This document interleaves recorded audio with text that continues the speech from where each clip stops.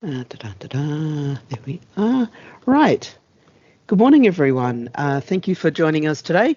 What we're going to do is we're going to run through an icebreaker. And I like to do that. It just makes sure that I've said hello to everyone. It also means that I get a sense of who's in the room. You can check out your sound, that your sound is working, that you can talk, etc. It also means that we kind of know who else is around. So we're going to do name, pronoun, where you're from, bus company, local authority, software provider. And then the question is, who says thank you, driver, on a regular basis if you catch a bus. And then the plan for today, we're going to go through a couple of little bits of housekeeping. We're going to run through previously on, just to kind of give you a sense of some of the decisions that have been made in a number of the previous meetings. And then we're going to start talking about the codes that we use. So these are the different codes that are used to describe a bus stop in the data set. So we have a physical world bus stop and we have a bus stop in the data set, and we use a code to describe them so we know which one we're talking about, we know what it is, and I want to understand it from your perspective as more bus operators, as more people on the data consumer side than on the data producer side. And then we've got a little section on feedback. So it's going to take about 2 hours. Buckle in for the ride. Grab yourself a coffee. We will be doing lots of little 5-10 minute pieces. If you need to take a break during that time, that's totally okay. And we'll kick off. So I'm running through the icebreaker. I'm just going to bring up the list of people. I'll start off. I'm Dr. J. I use they as a pronoun. I'm from the Department for Transport. I'm a kind of hand-wavy service designery type person who is constantly asking questions like, so what is a bus stop? How do we tell the difference between a bus and a coach? Those kind of questions are the things that I ask. Do I say thank you, driver? I possibly did as a kid. Since coming to London, I've realised you are not supposed to talk. You do not vocalise at all unless you are talking to a friend on the bus. So nobody says thank you, driver, in London as far as I'm aware. So I'm going to pass it off to Vinitha because I'm going to go up the list of people that I've got on my screen. So Vinitha, I hope I've said your name at least close.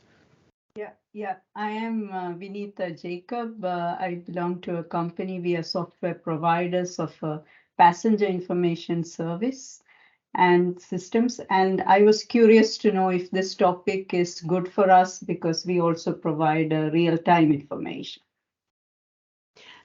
And Vanessa, 2 questions. Which pronoun should I use when I'm referring to you? Should I say he, she, or they? He. She. Yeah. And do you say thank you, driver, when you hop off the bus? Occasionally, yes. Occasionally, yes. Fantastic. Scott Finley, you're the next one up. Morning, everyone. My name is Scott.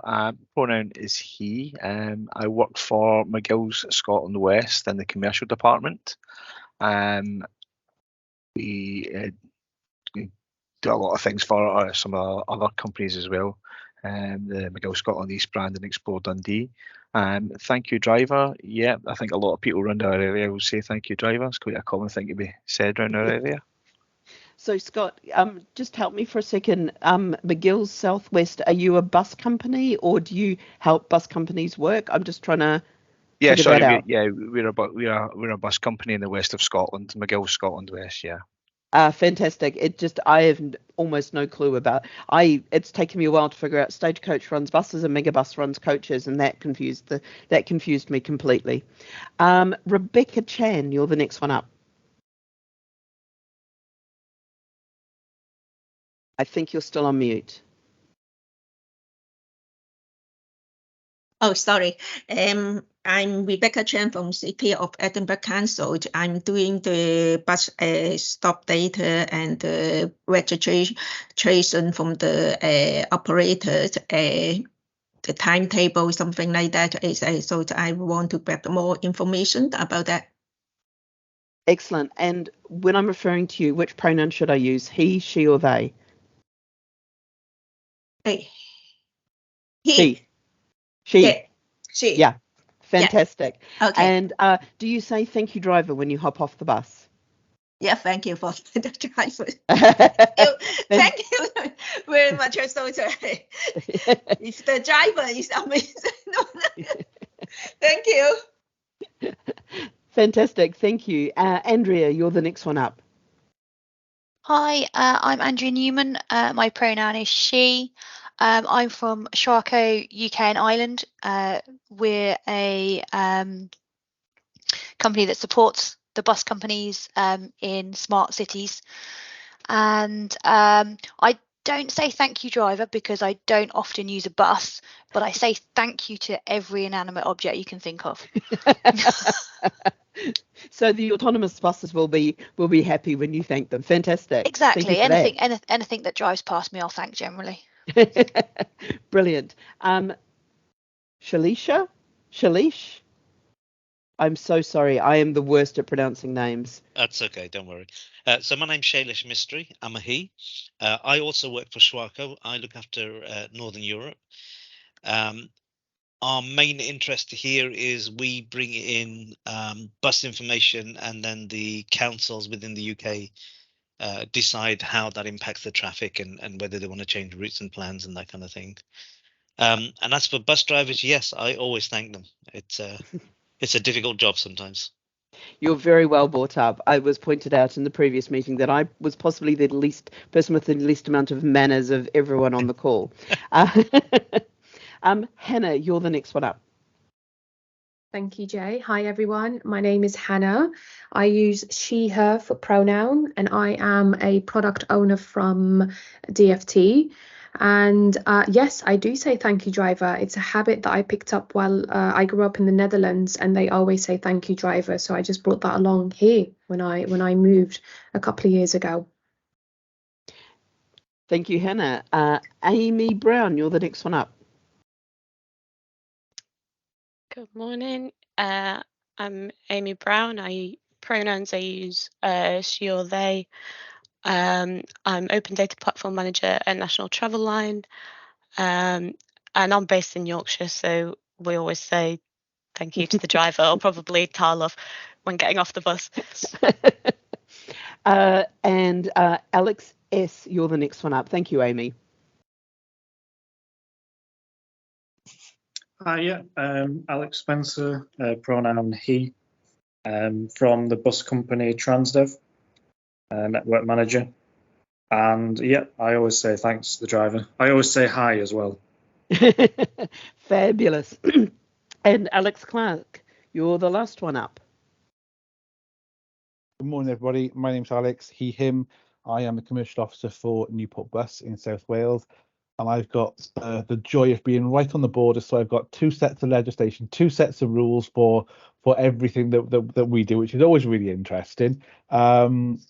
It's like mandatory in Newport. In a real broad Newport accent, you go, cheers, drive. Wow. I'm loving that even thanks driver has different dialects across the country. I've never heard thanks ever on our buses ever. Nobody says this. If you got in a proper, I haven't got one, but a proper broad Newport accent as well.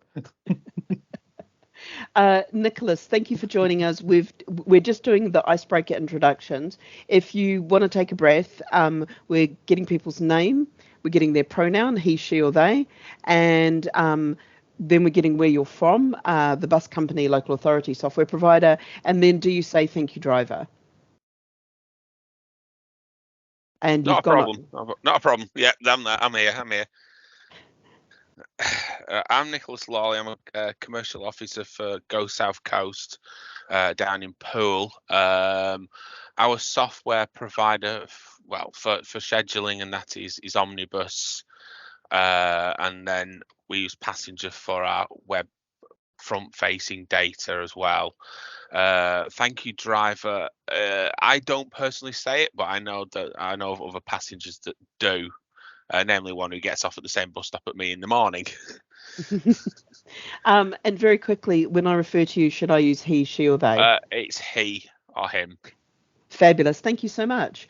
No problem. So, quickly running through, and thank you everyone for that. It's really good to hear everyone's voices, and I will do my best to recognise voices when you speak and try to remember who's talking. The plan for today, we're just going to go through a tiny bit of housekeeping to make sure that you've all got all the links. We'll go through a little bit of previously on NaPTAN, just some of the key outcomes that we've had from other meetings, and then we're going to focus the bulk of this meeting on the codes that we use to describe bus stops. What is a bus stop, how we use those codes, which codes we use when, and recycling the codes, what havoc can we wreak if we do something like that, and then we've got a little feedback corner. So very quickly on housekeeping, we've got a YouTube channel where you can watch everything that all of these are recorded. I edit them down. All I do is I edit out the 5 minutes or so. When you're all typing on the screen, it just comes up and says 5 minutes later. That's pretty much it. You can follow us on Eventbrite and see whenever I post up the meetings. We've got a schedule for meetings, and I post them up as soon as I know exactly what we're going to talk about. And then you can also sign up for our newsletter, which goes out around about once a month, maybe slightly more, slightly less, depending on what we're doing. We also use that to tell that same newsletter list to tell people of any issues with NaPTAN if it's had a bit of a day or anything like that. We've actually been stable for a ridiculously long time at the moment, so but it's always good to be on that list. So a little bit of previously on NaPTAN. So for the archive service, or what we're calling managed removal, because archived had multiple meanings within the dataset and the schemas, we're currently working on this as a development team. We've taken all the feedback that you gave us last time, and we're doing some user research and some proof of concepts for the technical solutions. So we will be reaching out to you as people who use this data to see if you understand how data is being removed, and also once we've actually started to remove some of the data, just to make sure that we haven't broken your world, that we haven't made a change that's going to make things really different to you. We did some work on the street versus schema. So the street is the physical thing that it exists, and the schema is our data thing. There are some conflicts between the street and the schema at the moment. For example, you can have marked hail and rides on the street. You can have a hail and ride area that's marked. That isn't possible to represent in the data legally. So we're just trying to figure out and start those discussions as to how we represent those. We're doing a lot of work on precisely and accurately, and we've confirmed that all LAs are delivering eastings and northings to the correct decimal point precision of a metre by a metre. Whether that is accurate, that's a slightly different question. We've concluded the best point to measure a bus stop was where somebody needs to stand to catch a bus. So the focus is on the passenger experience. We're looking at how this translation between eastings, northings, which is one way of representing a map thing or something on a map, converting, and how that's converted to latitude, longitude. And I know some of your software might want things in latitude, longitude, and some of it might want it in eastings, northings. Some people, also some local authorities who do that conversion, we want to ensure that they're doing that conversion the correct way, because there is a very precise way of doing this from Ordnance Survey, and we want to make sure that all the different softwares and the way everyone is doing it is the correct way. We also had a discussion as to what is a coach. Like I said, Megabus runs coaches and Stagecoach runs buses. What we uncovered is a coach is a slightly different mechanical vehicle from a bus. It cannot have a baby and a pram on board, and there is a distance limit on bus routes, which is 50 kilometres, which is an EU limit, and coaches use tachyometers for driving hours, whereas bus drivers use their scheduling timetables for their driving hours. So those are some of the differences that we need to be aware of when we're thinking about what is a coach and what is a bus. One of the things that came out of this was there was a set of ATCO codes which was centrally managed, called the 900 coach stops, which were the national coach stops. those were no longer required and they were withdrawn from NaPTAN. They hadn't been updated since 2013. They made no sense. Nobody was using them. If you have since discovered that you do use them, let us know. We kept the data, of course we did, and we can put them back in and look at how we edit them and update them for you. But we have not been able to find anyone who was using them. And we've got a bit of a roadmap of what we're doing. The first thing that we're focusing on is managed removal, because that is going to remove the 20 to 30% of bad stops that have physically been destroyed, no longer physically exist. We need to get them out of the data set, and that's one of the pieces that we're focusing on doing, because once we've done that, we've then got a much cleaner data set and we can start really looking at all the data quality.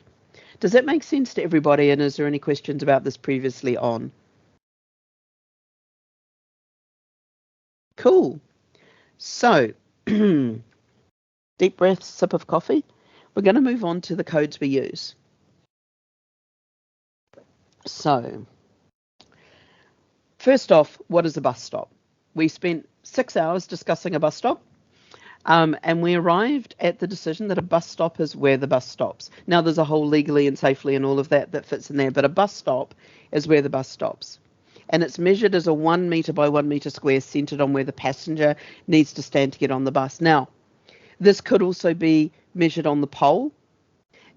There generally isn't a great difference between those 2 points. They're right next to each other, so it's not a major thing. Sometimes they're slightly different, but that's where people are measuring it from.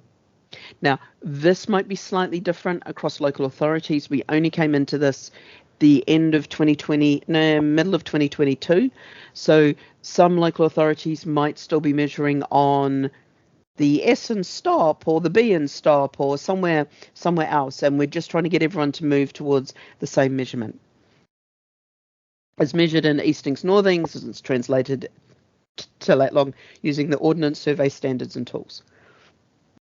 Every bus stop is represented in the data set and in the world with various codes. So we've got here like a number on top of a bus stop on the flag.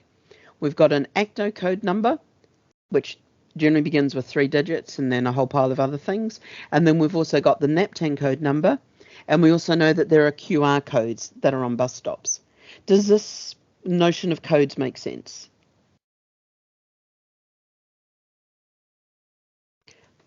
Excellent.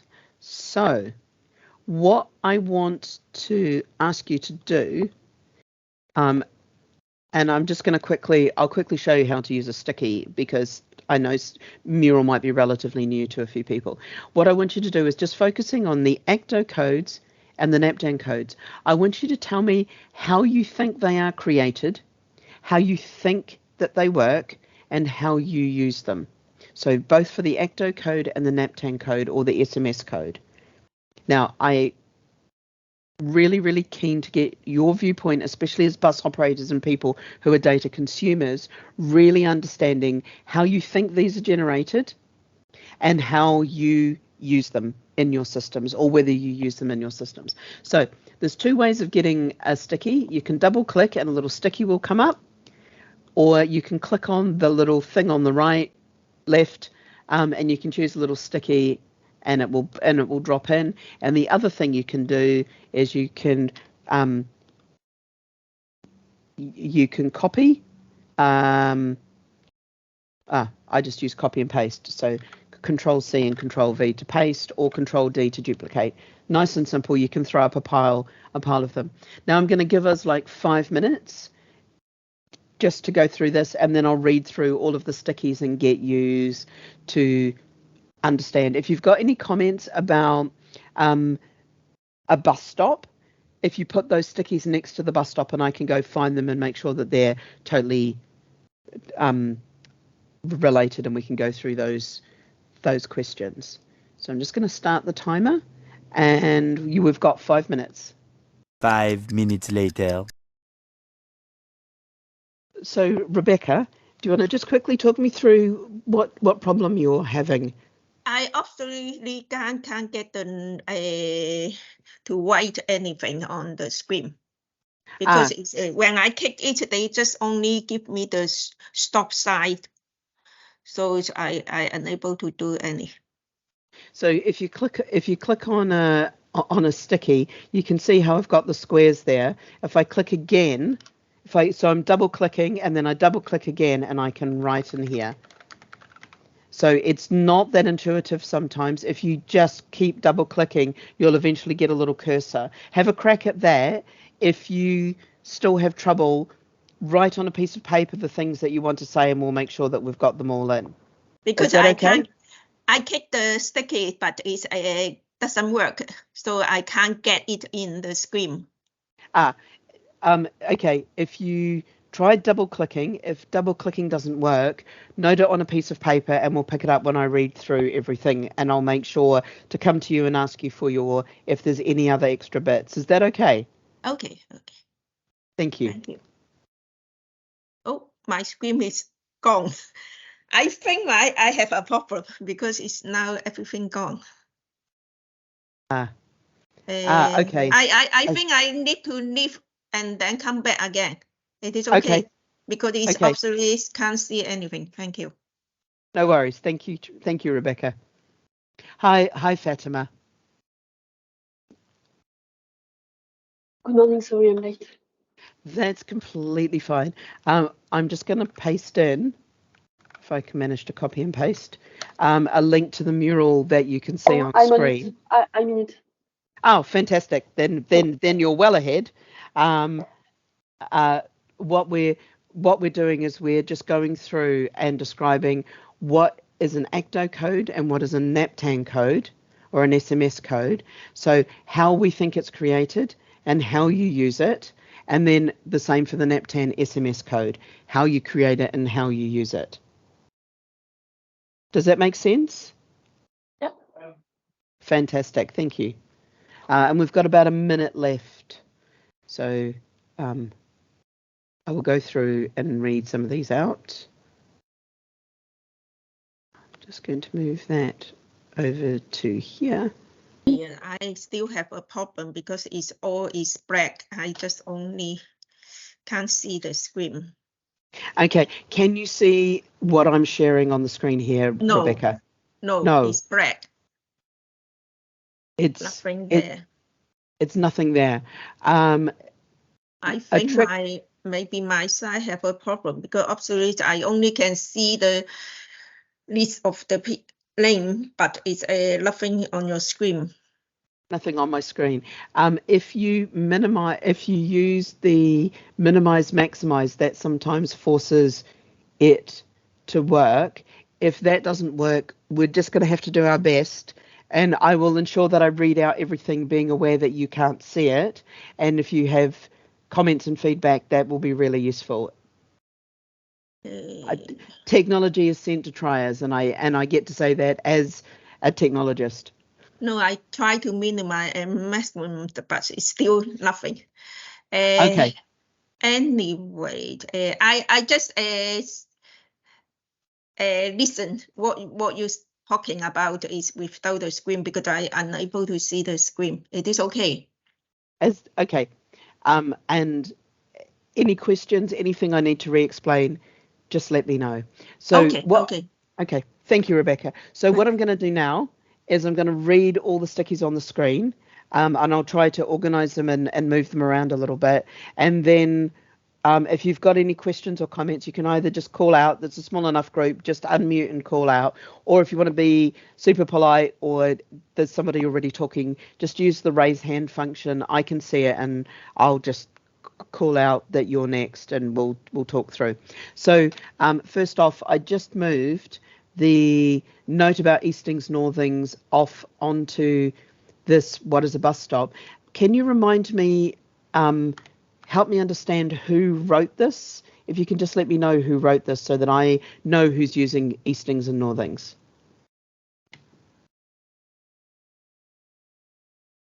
Sorry, I lost you. That was me. Andrea, thank you for that. Andrea Newman. Cool. That just helps us because we're just trying to make sure that we understand who's using Eastings Northings and who's using Lat Long in their systems.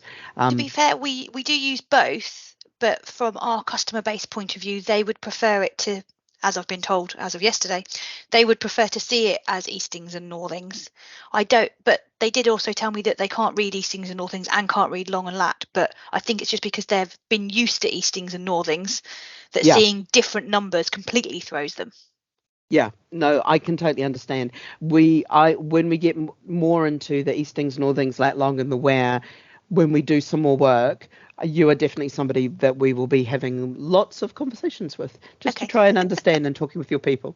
So moving on to ATCO codes, I'll take some of these blanks out the way just to make life a little bit simpler. So we've got that an ATCO code is created by Travelline Coordinator / NaPTAN Manager and their software, e.g. Diva. Now, when you say Travelline Coordinator, can somebody just help me understand what you mean by a Travelline Coordinator?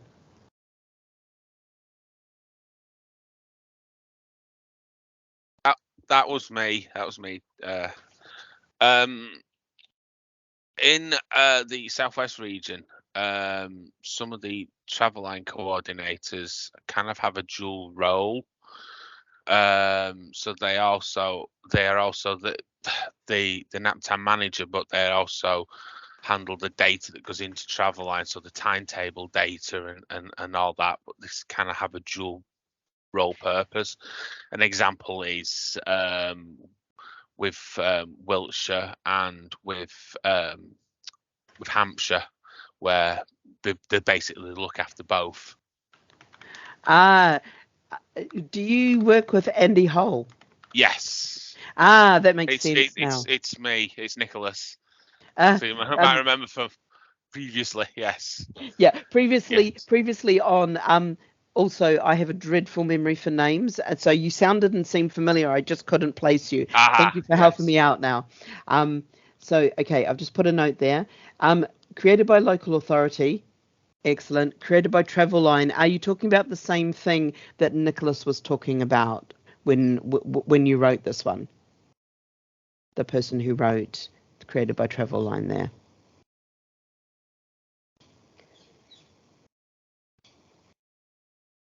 Okay, I'm going to do a little vocal poll. How many people know? That was me. Sorry, that was me. Alex. Okay, Alex. And did you mean the same type of person that they were talking about with, like, Andy Hull creating and managing it on behalf of the local authority? Yeah, in Wales it's all done by Travelline. We don't have the ability to create it locally. Okay, cool. I'm just going to put that. And you can create it in your own system and make like a pretend one, but then you need to go back in at some point then. And so if you wanted to just get a registration off, you could make a pretend one, but then you'd have to go to Travelline Cymru to get them to make you a proper one, then go back into your system and overtype it to make sure then it obviously works for everything else. Cool, that makes sense. Thank you for that. Sorry, I wasn't Alex. concentrating. You caught me out there. No problems. I'm very good at testing because I can't see anyone other than myself, and in fact I might even just hide myself because it drives me a bit mad seeing myself in the corner. So I can't see anyone, so I'm just doing my best to gauge from, I don't know how focused people are. I'm just going to do a quick check. Could anyone explain to me how an ATCO code is put together, what the different numbers and the pattern of numbers mean in your area? This is Scott. Yeah, so in our area we've got the first 3 digits represent the local kind of, I think they're grouped by the kind of council regions in our area. So the area I'm in just now is 613. Then after the first 3 digits, the 613, we've got a 0, and then after that we have a series of numbers going from 1 up to 9999. I don't know. I don't see really any kind of real pattern on the digits from 1 to 9999, but I think they just added on as the stops get created. They just add on to the end, so there's not really any kind of pattern or the area assigned by area or anything as far as I can see. Thank you, Scott. That's really useful. Nicholas, I know that you popped in there. Yeah, we have, depending on the area, we seem to have two different ways of doing it. Sometimes we have the 4 digits that identify the area, and then you've got your clump of letters, and then you have a set of digits, which is the unique bit. And I think the letters sometimes have a link to the area or a cluster of an area. But in some of the areas that we have, the Isle of Wight is one of the examples. There are no letters in the middle, so it's just a row of numbers, and sometimes it's a very short one or it's a very long one. I think it depends on who did it in the past.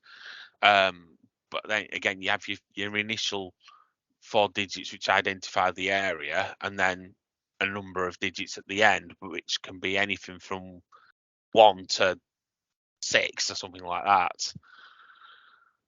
Yeah, that's great. Thank you, Nicholas. Alex, I saw you unmute as well. For the whole of Wales, they are always 5. They start off with the number 5, then there's 3 digits for the local authority. Then the AWA or AWB, I've yet to find anybody who knows what that means.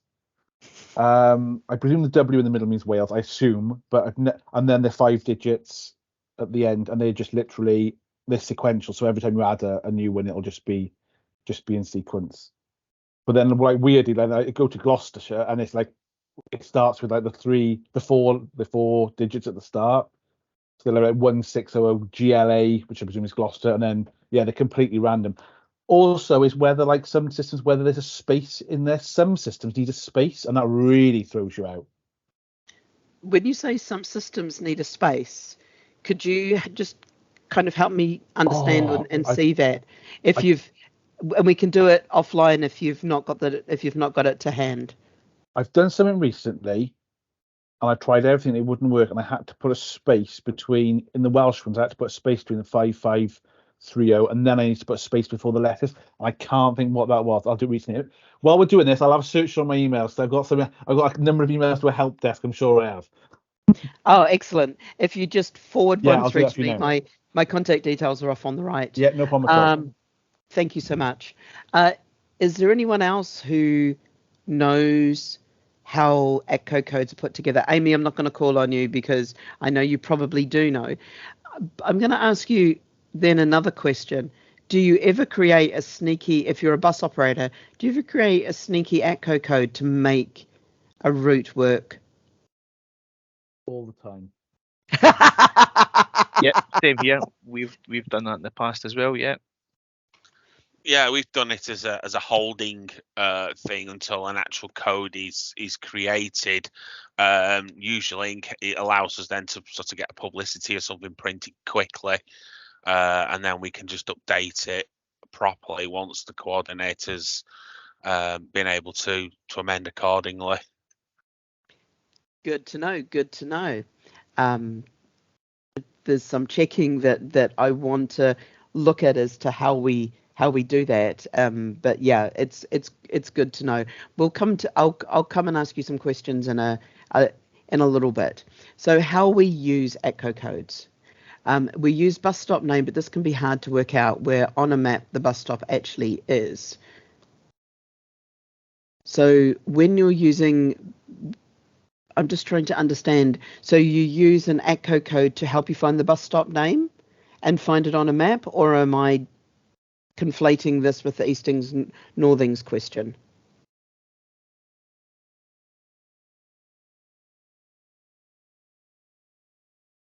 Okay, we'll come back to that one. Unique identifier for each stop and travel line, links to journey planner and asset management, used by an operator in publishing data on own website, journey planners, etc. Also in ticket machine for ticketing stops, fare stages, positioning, real-time feeds, tap on, tap off, and so on. Yeah, ATCO codes cover everything. Uses a unique identifier for every individual stop. Right in here can go. Use ATCO codes in scheduling data, TNDS, to identify stop points in a timetable. use ATCO codes and NaPTAN codes in our real-time system Next Buses, which uses Siri SM stop monitoring. Either form of code can be used to identify a stop.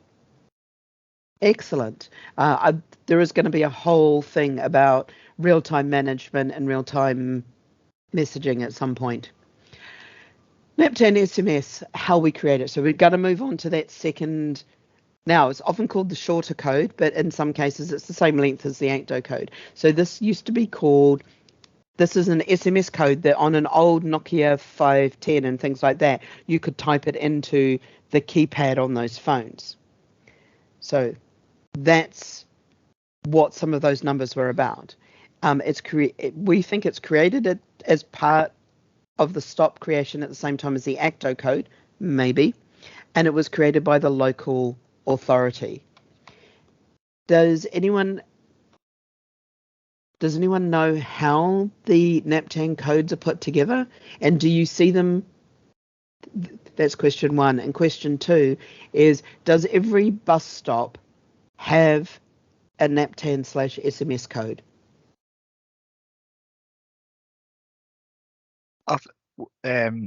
And I think in our area, most of the NaPTAN codes that we see are all mainly numeric, but in other parts of our business where we have stuff working in other areas, I've done some work there and I've seen NaPTAN codes with letters and stuff in it. So I'm not really sure how it's created in terms of any kind of sequence or anything or any logic behind it, to be honest.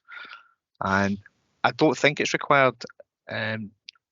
I think the ATCO part of it is the requirement part. I'm not sure a NaPTAN code is required. Does anyone else have a thought about how these are created? I'm not asking you for your knowledge of, I'm not asking you this to test your knowledge of the schema or anything like that. I'm trying to get the base knowledge that you have and how you understand these.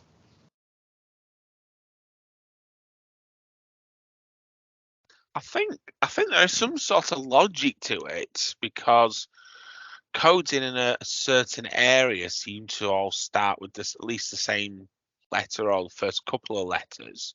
So there is some sort of link that I've seen on the ground.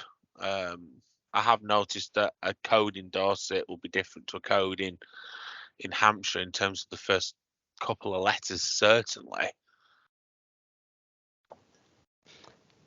Good to know. I'm just trying to, it's one of those things of, I'm someone who's been reading many schema documents for quite a number of years now. So I can recite the schema, I can talk about that, but I want to understand what the real world understanding of this is as well.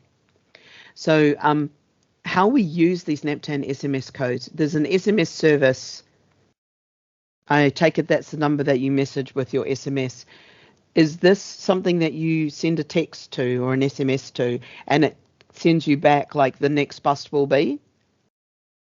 Yeah, I've actually used it myself, and literally it is a case of you type the code in, send it to that number, and the text service will send you back the next 3 or 4 journeys. Fantastic. Amy Brown, I'm going to ask you, do you know how many people use this service? Or percentage-wise? I'd have to pull some stats out. But yeah, I could find those and pass those through to your email address if that's of interest for the SMS service. That would be amazing. Just trying to understand how much it's used. There's a lot of people who say, well, is it ever actually used? And as Nicholas said, he can use it. So it's kind of like how much is it used compared to the website? Because we know that the website uses the same technology, I believe, or uses the same data feed, if not the same tech, if you know what I mean. Yeah. So the Next Buses system sits behind the sort of upcoming departures that you can get through on the website, but also the SMS service. So it's the same Siri SM. So you're just putting in stop that you'd like to query, and then that's the question you're asking, and then it'll come back with the the next departures from whichever particular stop you specified. So it's the same sort of background that's used on the website and on the SMS service. So we have sort of thought in the past, do we still need the SMS service? Does anyone use it? Because obviously it sort of costs money to run something like that. But I feel like we are always surprised just by how much it does still seem to hang on. But yeah, I can pull out some stats for you on the SMS. That would be amazing. It would really help some of the people here that I work with, just to help us really understand. Nicholas. I know that as part of Andy Hull's remit, he actually also has the statistics for the Southwest, which ironically I actually received myself as part of my remit. And one thing I do know is that the usage actually depends, it varies from area to area depending on the cost. And one thing that I do know is Gloucestershire actually don't charge for the service, so their usage is considerably higher when compared to other regions in the Southwest region, simply because they're free, because the council pay for it, they pay for the cost, whereas other regions don't. Brilliant, thank you. And I have just seen the message from Fatima, and I don't know the answer, so I'm going to have to throw this out to the room. Is the SMS service based on real-time information or the schedule? I think it's based on the schedule, but Amy and Nicholas and somebody else will probably tell me it's based on the RTI. It depends where you are and whether or not we have a feed from that area. So it's Nextbus is a sort of amalgamation of all the feeds that we might get. If a local authority has a real-time feed and says we want to be a part of Nextbuses, then we can connect it to Nextbuses. And if someone queries a stop and there's real-time predictions available for that stop, then that's what will be returned. But if it isn't available, then it'll default to giving you the scheduled times instead. So whether or not we're not connected to a feed in that area, or whether the feed is down at that particular moment for whatever reason, or that particular bus is super old and doesn't have technology on it, then a scheduled time will be returned. But otherwise, it should be the predicted departures, the in 4 minutes, in 5 minutes type responses. Excellent, thank you, Amy. Sorry to kind of throw you this one with zero prep there, but that's really great. I also love the answer of it depends, because that is such a consultancy answer, and it has become a joke of, like, you know, you ask a consultant would they like a drink, and it's like, well, it depends. So we know how SMSs are created. Does anyone use them? Do you put the SMS codes on your bus stops? Do you put them on your literature?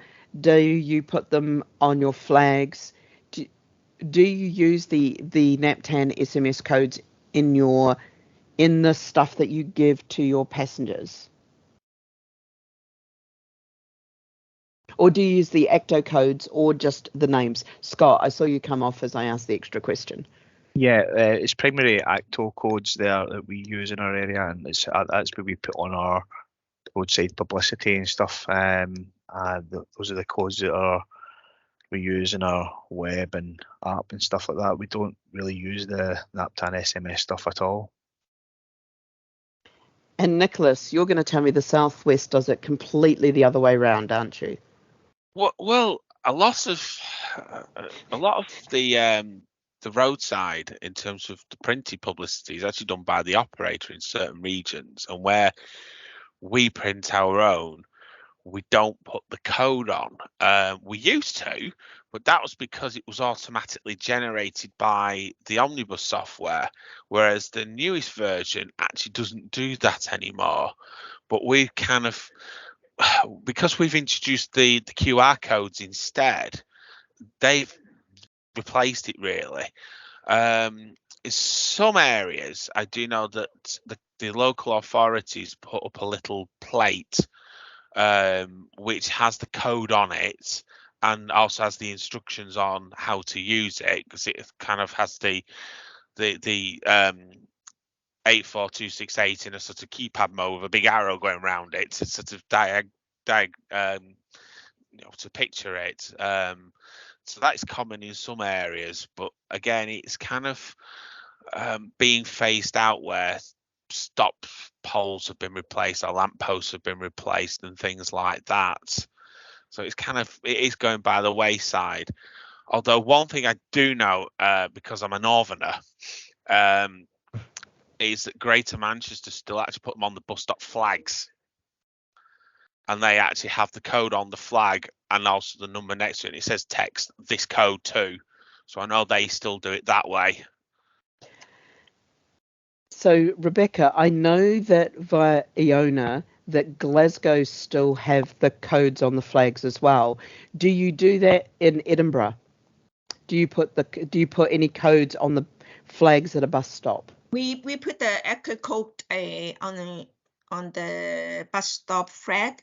Just only put the last 6 digits because it's a 6200 is represent Edinburgh. We not put it the full one, but the last after the 6200 we have 6 digit number put on the flag.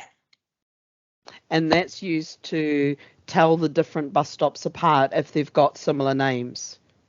Yes, because it's we got the common names also shows on the flag, and because the ATCO code is accurate for each bus stop, so easier for the passenger to recognize it, and also the common name, then they know to the location, and also easy for us, especially some public is report is such as the bus stop have a problem or gafeted or something. They just can see the number, then we really quick to allocate the bus stop. Excellent. That's really good. So I know that we've covered the QR codes. So what I'm going to do is I'm just going to ask you to just move across slightly to the right, and we've got the QR codes and the other codes. Now, I know that there are some other codes used because we have fields for them in the data set. So one of the things that I wanted to ask is, how is your QR code generated? Does it use the ATCO code or the NaPTAN code to generate the QR code to identify the stop? Do you know? And how, or does it use something else?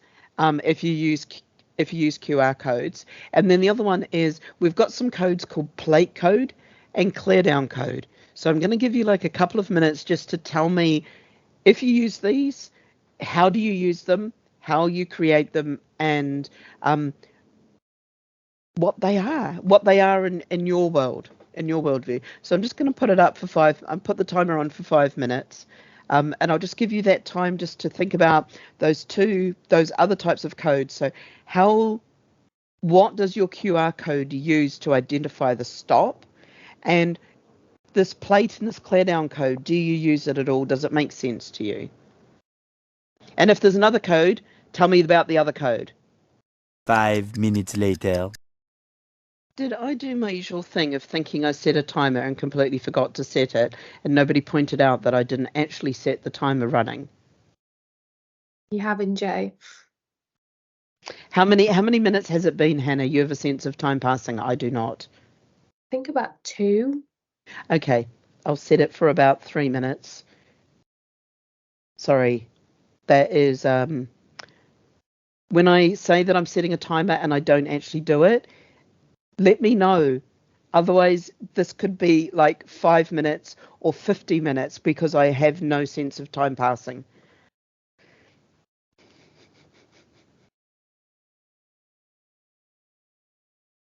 Dr. J, I just found out where you need the space. It was in a local authority's mapping software. Ah, that's really interesting. But it would appear that they uploaded the the NaPTAN details in 1999 and they never bothered to do anything with them since. So they presumably put a space in them in 1999. They've never done anything with them. I sent them some stuff, and obviously it didn't like it. So looking at I knew we'd had this conversation. I think we just left it that they were the odd ones out, and it was their issue to deal with, and just left it at that. And if they haven't updated it since 1999, it can't really be that important to them. Could you possibly forward me the details? Because if this is Midlothian, it's not Midlothian, isn't?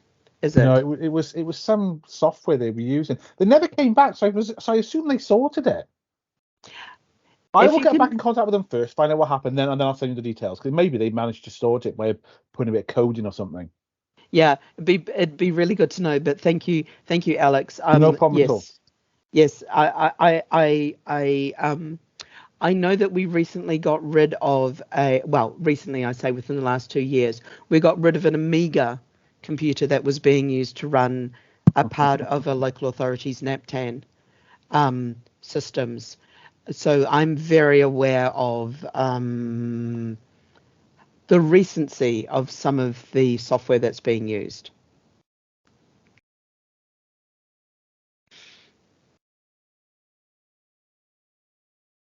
I do joke that I can now take NaPTAN for a drink in the pub.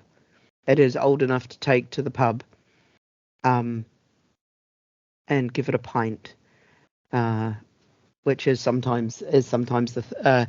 It almost feels like I'm trying to describe that to other people who are working on data, just trying to help them understand just how old some of NaPTAN is and how old some of the data is, not in terms of staleness, but in terms of longevity, and how we need to be thinking about this. So we've got about 10 seconds left.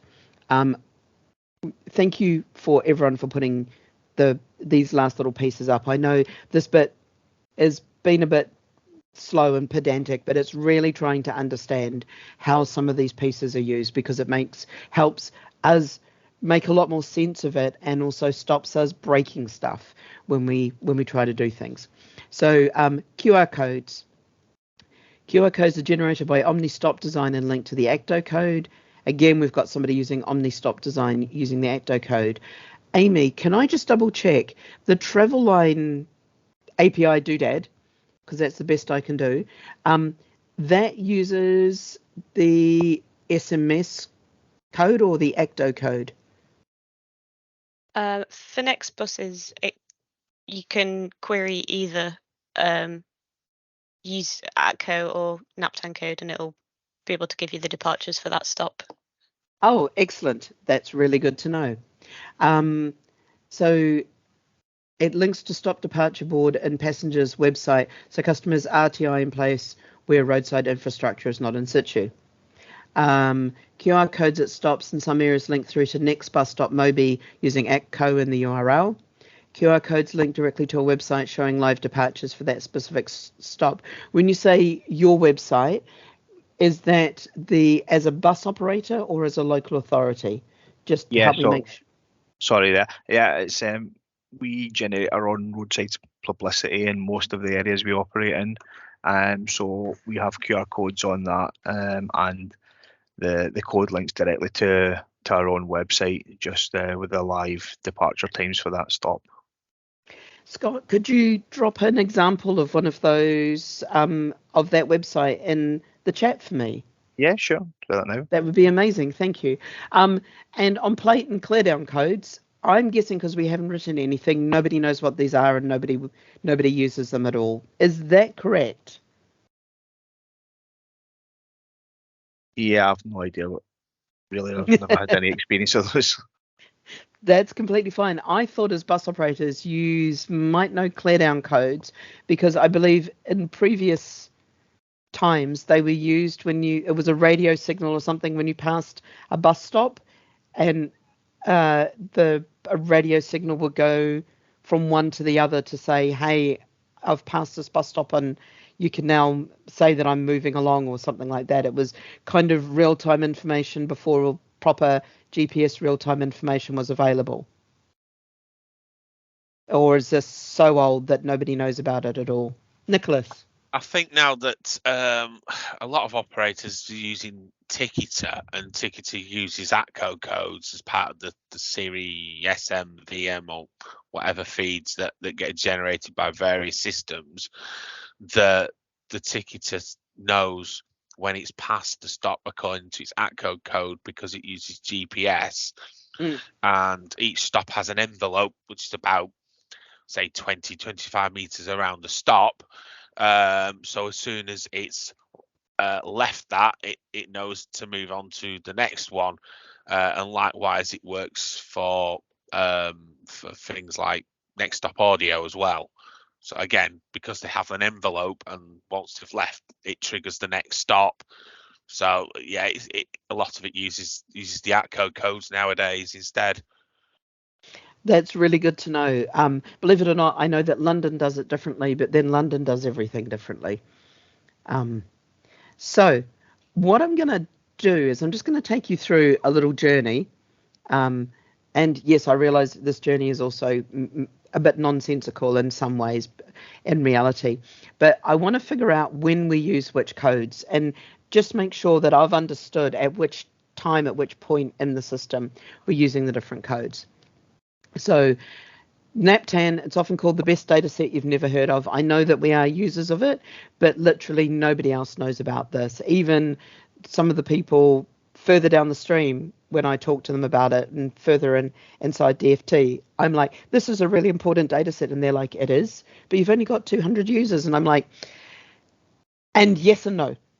So I have figured out a way of describing it. So this is Beryl. Beryl lives in Bristol.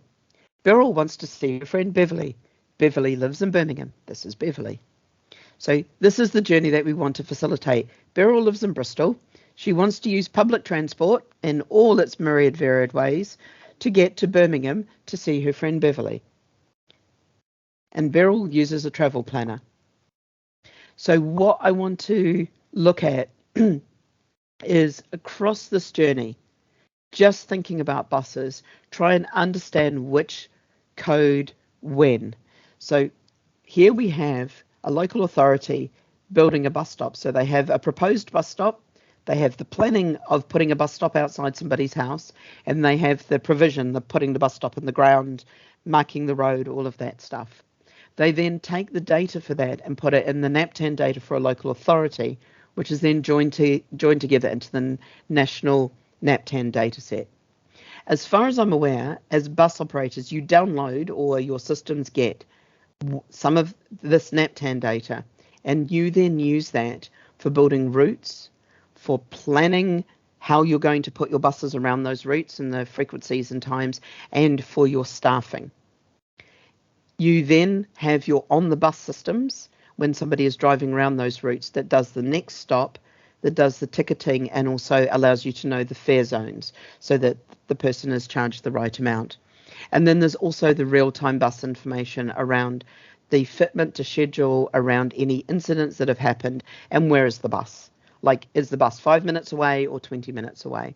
And this information comes into BODS and Trans Exchange's TNDS and the some punctuality reporting. All of this data comes together in a kind of magical way with NaPTAN, BODS, CNDS, the Coach National Dataset, Rail, Travelline, Silverline, and other datasets. And those are built together into consumer apps that are run by the bus companies, the local authorities, Google, Apple Maps, and Travelline. And there's also the printed timetables at the physical site. And because of all of this that is enabled by NaPTAN, Beverly catches the right bus in the right place at the right time for the right fare. Oh, did I get it round the wrong way again?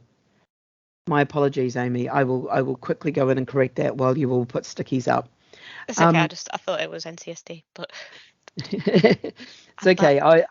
I've gotten it wrong so many times. I come up with so many variants of that one acronym. I think we know what you mean. Yeah, I did at one point call it CODS. So what I'd like you to and there's one other bit that I'm just going to throw in here. If we have I need to run back over to here for the physical bus stop. So if I have the physical bus stop here, just unlock it and copy and then lock it again. If I'm also realized I forgot to add the physical bus stop here. So there's also the physical bus stop that needs to sit there as well. So I want to give you just a couple of minutes just to have a look at this Beryl and Beverly journey and which code is used when. I will correct the Coach National Data Service. If you can just let me know where you know that the different codes are used. If at your planning stage and planning your routes you're using ATCO codes, or if you're using NaPTAN codes. I'm guessing using ATCO codes, but I just want to double check and make sure that there's nothing else that you're using in there. If you feel like telling me which systems you're using, that's totally brilliant. And we're just going to focus on this bit for the next couple of minutes. So I'm going to give you a quick 5. I will press start the timer this time. And I just want to know across this journey, does this journey make sense? Does this way of describing it make sense? Have I covered everything in these different steps? And have I covered all of the systems as well? So just throw feedback at this and give me that input that I need, and I will go in and fix the... 5 minutes later. Right, so we've got about a minute left. It doesn't feel like you're going to need a lot of extra time.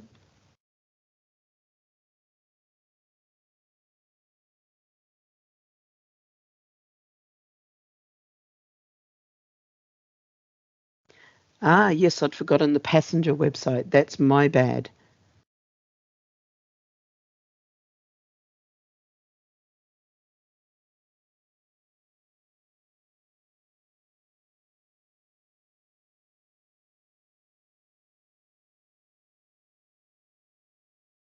I also love that Omni names everything with Omni at the start. Very good branding from them.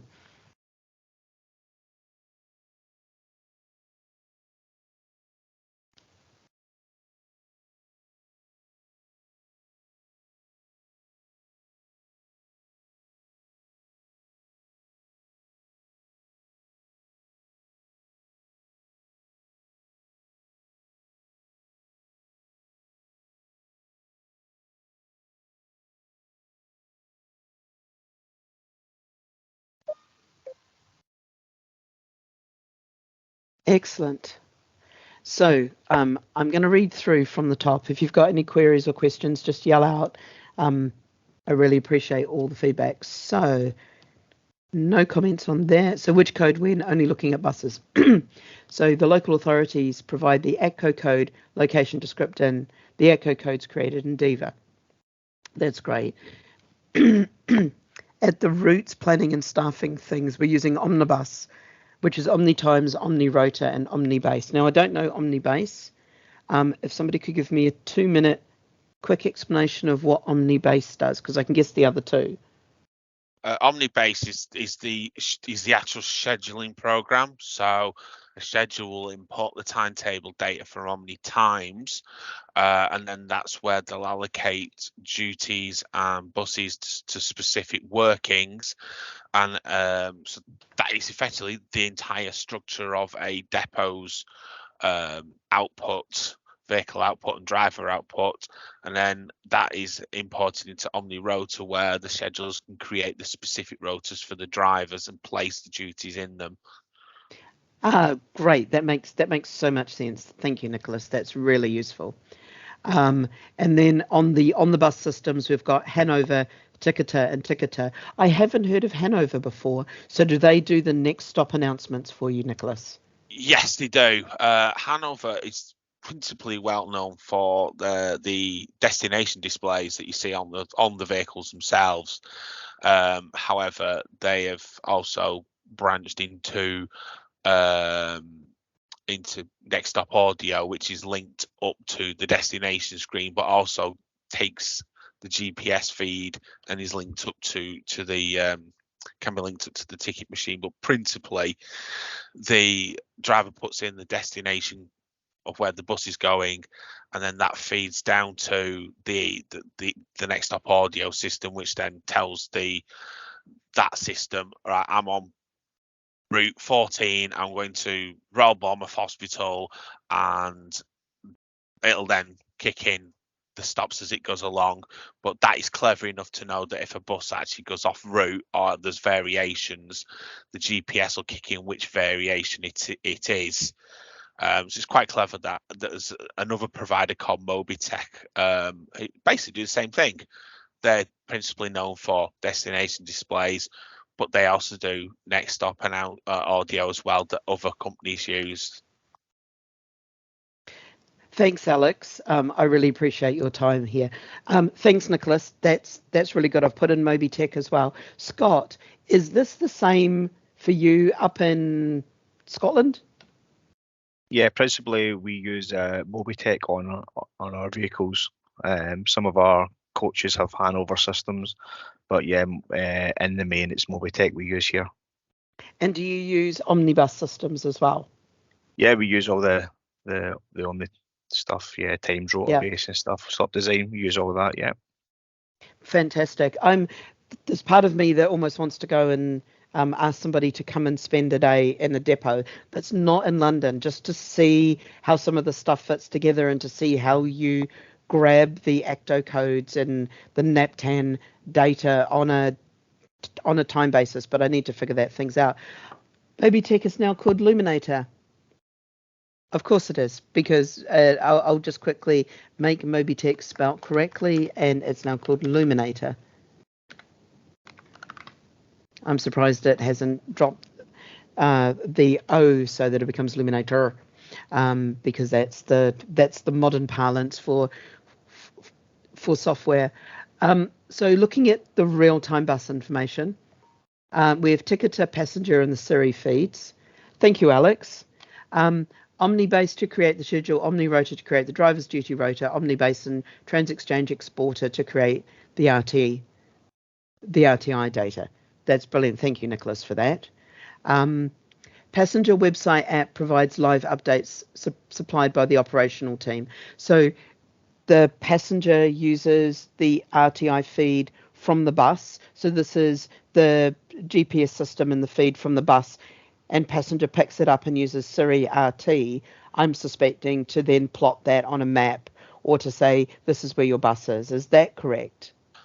Well, what I was actually insinuating with that one was that if a passenger is tracking the bus via the app, then if they have selected a service, then an alert will appear against that service to say that there's disruption for whatever reason, and it also then feeds into social media, so passengers can also pick it up via the Twitter feed. Thank you, Nicholas. That's really useful. RTI display gives approximate time. Passenger app, web, other sites like bustimes.org provide actual location of the buses. So in London, using TfL, I can see exactly where the buses are on the route to me, and I can see how many stops I've got or how many minutes I've got to get myself down to the stop and things like that. So passenger provides that level of detail, whereas on the stop it just says this is going to be the next bus and it's going to come in 1, 2, 5, 10 minutes or something like that. Excellent. It goes down to an actual. It's actually on a map overlay. So if you've got a service selected, as either you can go into it on the website on the timetable page, or on the app there is a map overlay where you can select services, so you can always have them permanently showing, and that way you can nip in, the map will load, and it will tell you exactly where the bus is on a OpenStreetMap overlay. Oh, excellent. I'm going to be doing a lot of playing with bus apps over the next couple of weeks. So we've got passenger, we've added passenger there, and OmniStop Design does your printed timetables. Fantastic. This is amazing. You've all given me some really good feedback and some really good help here. And Alex C, who's left, I will chase them up and say, hi, I'd love to come and see a bus depot and make sure that I understand exactly how some of this works, because it's really useful for me to see things in context as well, because then we can really make sure that we don't disrupt people's ways of working. I'll just wait for Nicholas to finish typing. I will blab for a minute. Oh, excellent. Thank you, Nicholas. I would love to come down as well. I also want to go because I know Andy Hole has a thing. I won't say has a thing about steam engines, but I also have a thing about steam trains. And I know that if I go down to the southwest, I can go on a steam train. So that might be something that I plan to do for my holidays. So very, very quickly, I want to just ask, how much problems would we create if we did something like recycle a NaPTAN SMS code? So we know ATCO codes are unique. Well, we believe ATCO code's unique. What would happen to you if we recycled an ATCO code? Should it only be unique, or should we be allowed to recycle them? And the same with the NaPTAN SMS codes. Are they unique, or should we be allowed to recycle them? And then we've got the other codes. QR codes are linked to either ATCO or SMS, but your plate and your clear down, which we don't use. So literally it is asking you for two. I'll ignore the other ones. We're just going to ask about ATCO and NaPTAN. So if we recycled an ATCO code, would that cause you problems?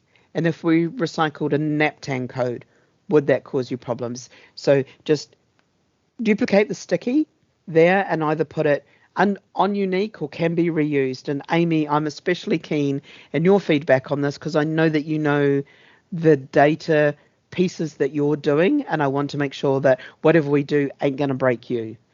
You should be able to duplicate those. So just move them across. I'm not even going to set a timer because I get a sense this is going to be a really short, fast conversation. 5 minutes later.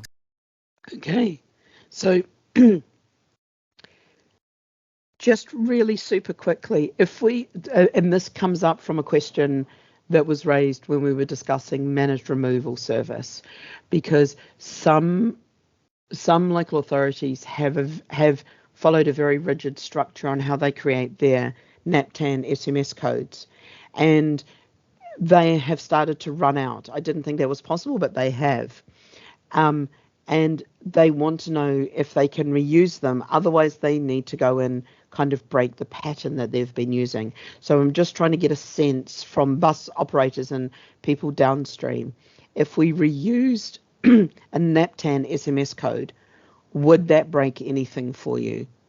Now, bearing in mind that the stop that we're taking it from has been physically destroyed. So some of the stops that they're talking about, for example, in Manchester, they had some stops. They built a shopping centre where the stops used to be, so the stops can never exist again. And they want to look at reusing some of those NaPTAN codes. And it's been more than a couple of years on them. So in that situation, would there be any problems with reusing an ATCO code? Would there be any problems with reusing a NaPTAN code?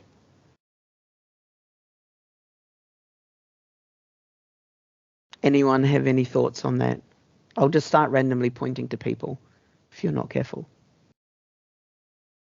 I mean, for us, the NaPTAN SMS stuff is not something that's really used in our area. So for that to If be it's- reused, you know, I mean, it's something we don't really have experience with our end users using. You know, our customers using it. It's everything we do is kind of ATCO based. I think recycling an ATCO code would cause issues for us. I think if a stop was deactivated or whatever, and then for whatever reason we needed it back, I think it would be good for that same number to be reactivated rather than a new number generated for it or anything, you know.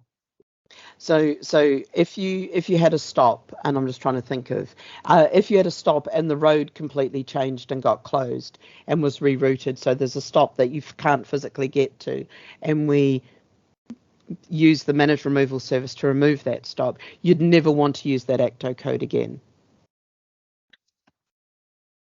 In that instance, if it wasn't physically possible for that stop to get reactivated or whatever, then I think that's possible. You could recycle the code and use it elsewhere. What if it's the stop's just been taken out of service for, and there's a possibility that it still could be brought back into service? I think the code should still stay with that stop. That makes sense. In case it ever got reactivated again, you know what I mean? Yeah. No, I totally get it. So a code stays with a stop from its birth all the way through to its eventual destruction in the heat of the sun as the sun expands and destroys the earth. The ATCO code will remain the same all the way across for that stop in that place. Yeah. Yeah. No. But and as I say, the other circumstance you mentioned there, if the stops disappear and they're building a shopping centre on it, then I mean there's no chance that stop's going to come back to life again. So yeah, I think reusing the ATCO code in that scenario would be fine. Yeah, it's an interesting not philosophical question. It's an interesting data philosophy question of do we keep the same ID from birth, from essentially conception to eventual destruction, or can it change at various points? Amy, do you have any thoughts on this in terms of data integrity? My brain's going around now. I'm trying to think of it's quite a big question, I guess. Yeah, because it's difficult because I suppose because we have NaPTAN and everything's kind of referential, as long as everything data-wise is up to date and referring to the same version of something, it's all going to kind of match each other. But then there's a disconnect with what's physically on the ground. If something had been changed, you don't want someone at a stop to be putting in a code and then it's taking them somewhere else because that code's been reused. But I guess in the things that you're talking about where stops are completely unable to physically exist again, that's a kind of different question. That I don't know. There's a lot to think about, I guess. Yeah. But I think I need to sit down, spell it out a little bit more, and have a really good kind of cup of coffee session on this one. This has all been brilliant. We've got about half an hour left, and I have an idea, and I want to ask you as kind of bus operator-y type people. And this comes from a little gut feeling that I've got.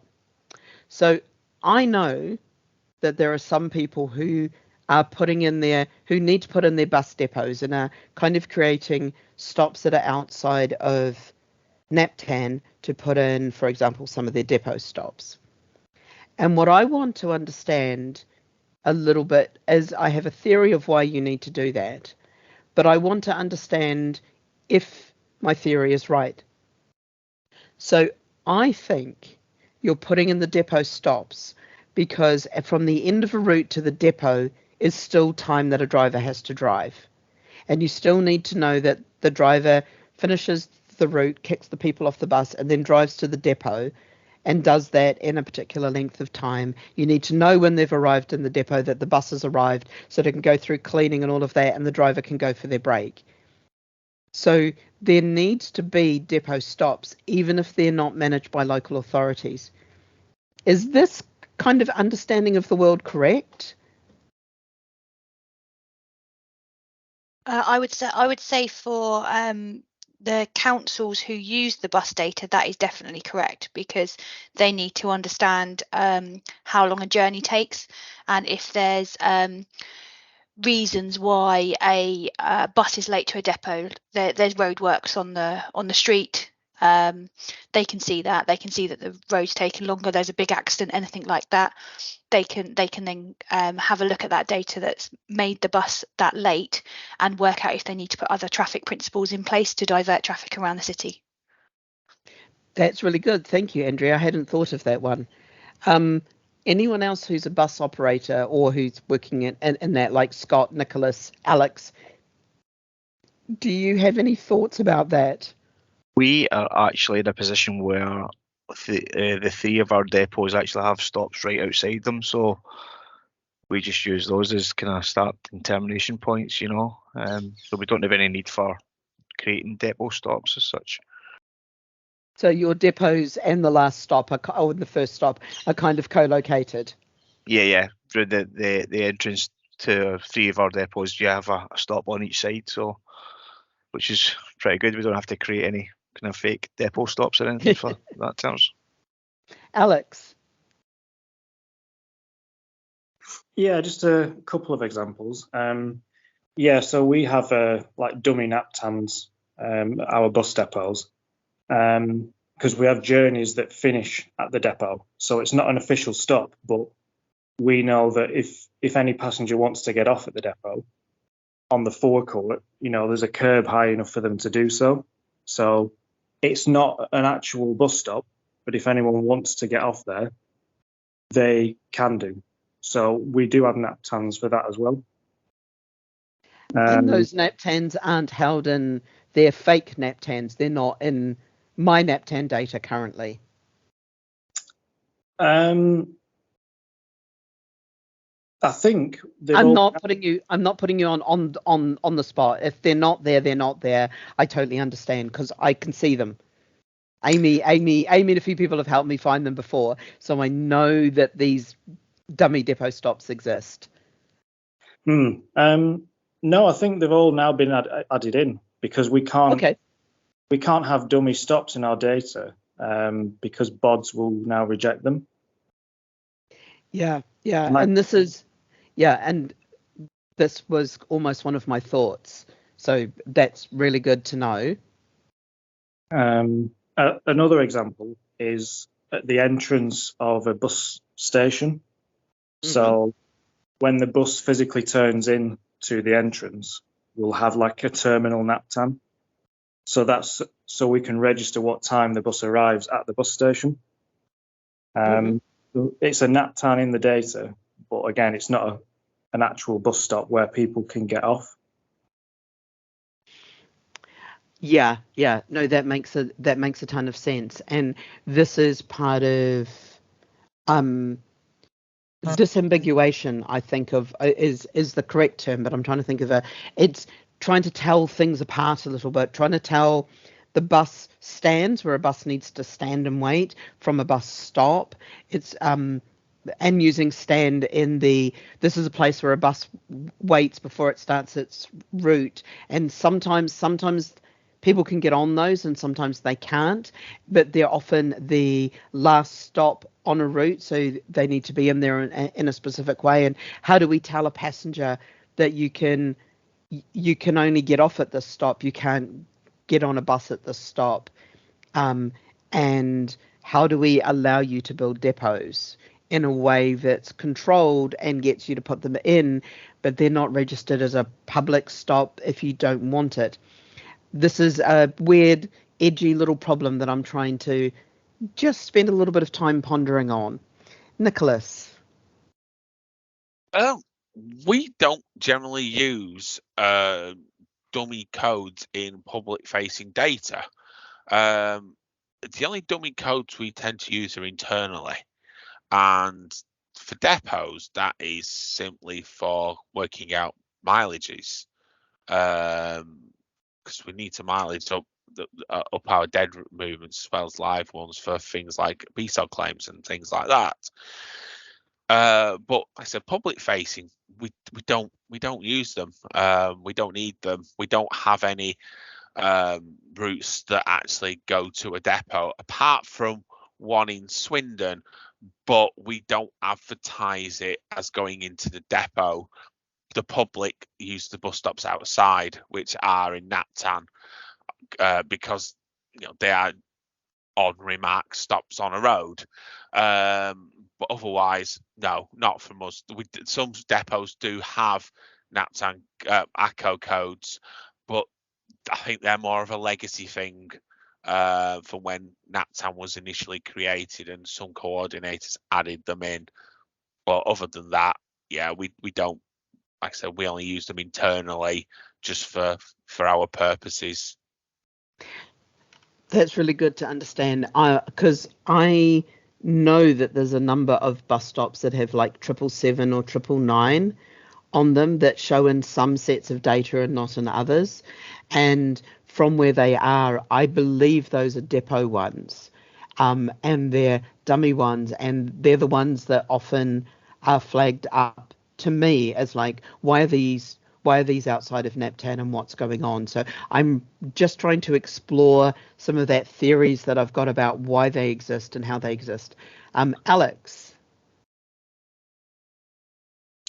Not being technical, so this is just an idea. If NaPTAN codes can have attributes, would one be if this is a public-facing stop or not? And then if that was ticked, it would show up in public databases. If it was unticked, then it would only show up for operations. That's some of what I'm trying to figure out, because what I want to avoid is the rework that a lot of people are having to do when they download their NaPTAN data. They then have to put in other stops or their dummy stops or do something like that. And I want to make that a little bit smoother, and just trying to understand why people are doing things and going, is there a different way of doing this? And having public facing stops and not public facing stops, showing a stop as a light only rather than a light and pickup, and things like that is some of what I want to think about to make the NaPTAN data continue to work and to make it easier for journey planners and all of those different systems. Because one of the things I understand, or I've understood from talking with people, is that a lot of people aren't using the API feeds and aren't downloading NaPTAN on a daily or a very frequent basis because of all the rework that they have to do on NaPTAN to make it work in their systems. So I'm trying to figure out what that rework is, and can we move it across so that NaPTAN has some of that data in and makes the whole thing more efficient. Because I have a dream that I can give you almost real-time information. So the moment somebody uploads a new stop in NaPTAN, it will show in your system, just via the magic of APIs. So that is kind of the dream that I want to head towards, but that's quite a way off at the moment. I realise that, and I'm just trying to understand where some of the rework and extra pieces are, just to make this whole thing much smoother and much more comfortable. Yes, Fatima. There's an entire, that is one of the things that's going to be coming up, actually. I'm just was sent the documentation from Tim Rivet yesterday from RTIG and about Flex, DRT and HAR stops. And one of the things I'm going to be doing is running some of these about how we represent them, talking with local authorities and users, bus operators, probably doing one to get everyone together, although I will probably end up doing two. Just trying to get everyone to talk about, this is what a flex stop looks like in the system. This is how we're going to represent it in the world. This is how it looks in the world. This is how we're going to represent it in the data system. And this is how you can use it. Because that is a really complicated piece to bring across and explain. And I want to make sure that everyone's on the same page as much as possible. Is there anything, so that's all been incredibly useful. We're going to finish slightly early, which is wonderful for everybody. I've got a little feedback corner here. I want to make these as good as possible for you all. And I also have another request. I want to come to your meetings. I want to come and sit in your travel line meetings, your regional meetings, where you talk about what's going on and what your problems are, and really get an understanding of how NaPTAN impacts your world and what things are going on in your world that we can look at making NaPTAN smoother and better and faster and all of those things that we did. Because when we replatformed, we spent a lot of time with local authorities, making it better for local authorities to put the data in. I now want to make it so much better for everyone who's consuming that data. And now I know that local authorities can put the data in much easier. I can go and talk to them a little bit more about how they can improve their data. And this is one of the reasons of putting in managed removal, so that we get rid of all the duff stops in the system. So I would love to come to your meetings. Invite me, invite Hannah, invite Haraj. The three of us, we will sit there politely and quietly and ask very interesting questions. But I just really, really want us to get involved, because I know the more we know about your world, the more that we can think about how we smooth things out and we make those impacts much better. So here's a feedback corner. Let us know what gave you joy from today. Let us know what was good and useful. Let us know what frustrated you, what was not good or useful in what we've done, and what made you sad, what things are missing and what things should be happening that we're not doing. And then you've got a little blue sticky with our contact details on. So I'm going to stop sharing. And if anyone has any questions or comments or wants to know anything about what we're thinking about, one of the big things, just to let you know that I can get into crocodile evolution, but one of the things that we're thinking about is how we evolve NaPTAN towards stability. Oops, I've forgotten to lock it, and somebody is trying to drag there we go, it's locked. You can't drag it anymore. Crocodile evolution, it's evolving towards stability. So NaPTAN does a very good job of what it does, of telling where something is and what it is, what type of thing it is. And we want to evolve NaPTAN, but evolve it towards being stable about what it does. We don't want NaPTAN to run around and try to do 20 different jobs. We want it to do one job really incredibly well.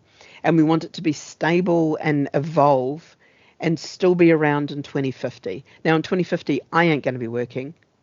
I'm going to be well and truly retired by that time. Some of you will be as well. But we want NaPTAN, our vision for NaPTAN as a product is to still be around in 2050 and to be stable and extensible, but extensible in the right way. And there's entire theories around evolution and evolving towards stability and evolving towards a niche and a way of being that kind of fold into that. And yes, I will not start on crocodile evolution.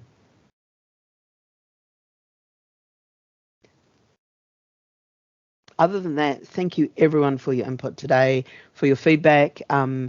I'm going to take people up on their offers to come down and see them and travel around and see various parts of the countryside and maybe get an idea of where parts of the country actually are. But I also want to engage with you. And if you want to have some one-to-one meetings with us to run through anything, please just let us know. More than happy to book those in and take you through parts of the system and what we're thinking and how we're thinking about evolving things. Thank you very much. Cheers. Thank you, Andrea. Thanks for your time. It's been quite good. Doesn't seem like nearly 2 hours. It's been 2 hours of discussing 2 data fields in a data set. And I know that when I tell people what I do for a job, that feels slightly ridiculous, but I think it's really important for us to do this. So thank you for your time, Scott, as well. I'm glad it's not felt like 2 hours. No, it's been really useful as always. So thanks again, and look forward to seeing you in the near Thank you, future. Nicholas. Yeah, I will come down and bounce around with my stick, because I walk with a stick around your your fine depots and buses. No problem. Cheers. Thank you. Bye. I'm going to stop recording now.